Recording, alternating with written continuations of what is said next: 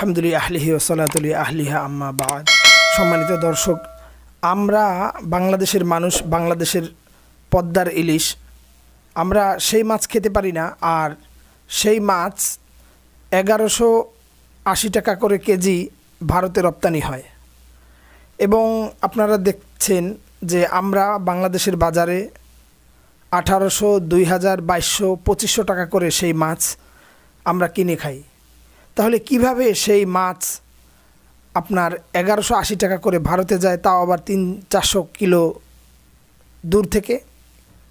এটি খুবই দুঃখজনক, কারণ আমাদের দেশে মাছ হয় কিন্তু আমরা মাছ ঠিক মতন পাচ্ছি না।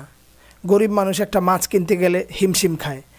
যারা গার্মেন্টস শ্রমিক আছে, এরপরে রিক্সাওয়ালা আছে, বা অন্যান্য যারা আছেন, যারা বাংলাদেশে গরিব মানুষ, তারা একটা মাছ কিনে খেতে খুবই হিমশিম খাচ্ছেন।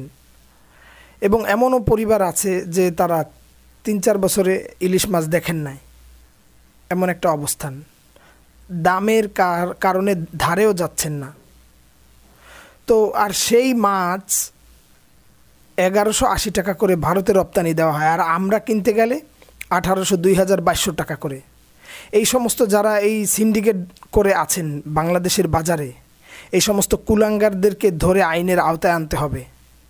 এখন আমি বলবো ডক্টর মোহাম্মদ ইউনূস সাহেবকে যে আপনারা ভালো পথে আছেন, আপনারা ভালো টাকার মালিক, এরকমের আপনাদের কোনো সমস্যা হয় না। সমস্যা এদেশের বাংলাদেশের তৌহিদি জনা যারা গরিব মানুষ, তাদেরকে আপনাদের চিন্তা করা উচিত যে এই দেশের মানুষ, তারাও এদেশের মানুষ এবং তাদের অধিকার আছে। তাদের যাতে করে এই দ্রব্যমূল্য এবং আপনার এই মাছ যাতে করে তারা এর অধিকার থেকে বঞ্চিত না হয়, যেন প্রত্যেকটা মানুষ ইলিশ মাছ খেতে পারে। আর আমি আশ্চর্যান্বিত হই যে বাংলাদেশের মানুষ আমরা কিভাবে মাছ সাপ্লাই দিই ভারতে। কারণ ভারত আমরা দিই তাদেরকে মাছ, আর তারা দেয় আমাদেরকে পানি, তারা দেয় আমাদেরকে গুলি, ফেলানির লাশ, তারপরে আরও কিছুদিন আগে একটা মেয়ের লাশ, এরপরে আবার আরও 3-4, মানে এরকমের প্রায় 2000-এর মতো মানুষ হত্যা করেছে সীমান্তে ভারতীয় বাহিনীরা। তো এমনিভাবে আমাদেরকে ষড়যন্ত্র করে আসছে, নির্বাচনে হস্তক্ষেপ করেছে, এরপরে আবার এরকমের বাংলাদেশেরই মাছে হয় না, আর আমরা কিভাবে আপনার বাহিরে মাছ দিচ্ছি। তাও আবার আমরা কিনতে গেলে 2000-2500 টাকা, আর তারা কিনতে গেলে 1180 টাকা করে তারা ভারতে মাছ সাপ্লাই দেয়। এখনও আওয়ামী লীগ ফ্যাসিস্ট সরকারের আমলে যেই মাছ বিক্রেতারা ছিল, যেই সিন্ডিকেট, এখন সেই সিন্ডিকেট আছে। আমি বলবো যে এই সিন্ডিকেটকে ভেঙে দেন, ওদের মাছ ধরার আর কোনো দরকার নাই। বাংলাদেশের ইনশাল্লাহ মাছ ধরবে।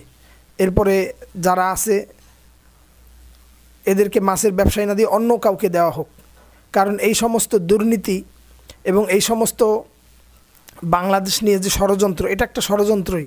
তো এই রকমের যাতে করে না হয়, তো আমি বলবো যে এই সমস্ত যারা ষড়যন্ত্রের মধ্যে আছেন তাদেরকে আইনের আওতায় আনার জন্য অনুরোধ জানাচ্ছি। আর বাংলাদেশের মানুষ আপনার মাছ পাচ্ছে না, আর তারা অনেক বড় একটা রাষ্ট্র, তাদের উড়িষ্যা নদী বিশাল একটা অবস্থানে, তাদের সেখানে আপনার মাছ ধরা হয়। এরপরে তারা আরও আমাদের থেকে আরও বেশি মাছ ধরতে পারেন। আর আমাদের বাংলাদেশ একটুখানি কক্সবাজার বা এরকমের সমুদ্র সৈকত অল্প সীমানার দিক থেকে, কিন্তু আপনার আমাদের দেশ থেকে তাদেরকে মাছ দিতে হবে কেন?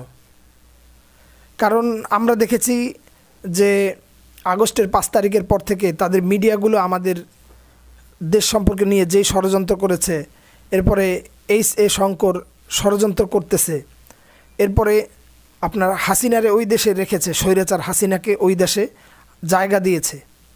এরপরেও আমরা কেন তাদেরকে আমাদের সুবিধা দেব? তারা তো আমাদের কোনো উপকার করে না, এখন পর্যন্ত তারা আমাদের কোনো উপকার করে নাই। এই সমস্ত যারা আছে তাদেরকে আইনের আওতায় আনে বিচার করার দাবি জানাচ্ছি।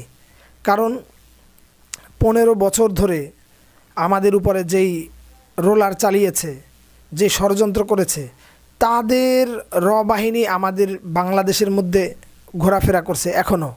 এবং আমি আশ্চর্যান্বিত হই যে আমাদের দেশে ভারতের এজেন্ডার আছে, রয়ের দালাল আছে, এরপরে আপনার এখানে ভারতের বিরুদ্ধে যদি কোনো কিছু বলা হতো তাহলে তাকে গায়েব করে দিত, গুম করে ফেলা হতো, এরপরে তার লাশ পাওয়া যেত না।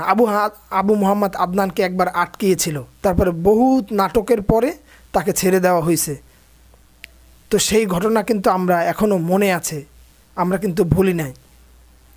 তো এই জন্য আমরা চাই এই সমস্ত ভারত প্রেমিক যারা আছে এই কুলাঙ্গারদেরকে আইনের আওতায় আনতে হবে, কারণ বাংলাদেশের মানুষ সবচাইতে বেশি সুবিধা নেবে। এরপরে যদি থাকে তাহলে আমরা দেব তাদেরকে, কিন্তু আমরা নিজেরা না খেয়ে ওদেরকে আমরা কোনো কিছু দেব না। আগে বাংলাদেশের মুসলমান, এরপরে বাংলাদেশের মানুষ, এখানে ধর্ম বর্ণ সবাই পাবে। এরপরে কোনো যদি বিষয় আসে তাহলে আমরা তাদেরকে দেব। আমাদেরকে এত প্রেম দেখানোর কোনো দরকার নাই। তো এই জন্য আমরা বলছি, আপনারা এত প্রেম দেখান। আগে বাংলাদেশের মানুষ যারা, যেই শহীদ পরিবার আছে এবং যেই পরিবারগুলো ফ্যাসিস্ট সরকারকে হটানোর জন্য রক্ত দিয়েছে, আগে তাদের পাশে দাঁড়ান এবং গরিব মানুষের পাশে দাঁড়ান। দেখেন তারা 2000-2500 টাকা দিয়ে মাছ কিনতে পারে কিনা। এরপরে আপনারা তাদেরকে যদি হয় তারপরে আপনারা অন্য কোথাও দেন, কিন্তু বাংলাদেশের মানুষকে আপনি মাছ থেকে বঞ্চিত করে আপনি অন্য কোনো মানুষেরকে সহযোগিতা এবং সুবিধা দেওয়াটা, এটা দেশের মানুষের সাথে এক প্রকার বেঈমানি, এছাড়া আর কিছুই না। তো আল্লাহ তাআলা আমাদের হেফাজত করুক, হেদায়েত করুক। আমা তৌফিক।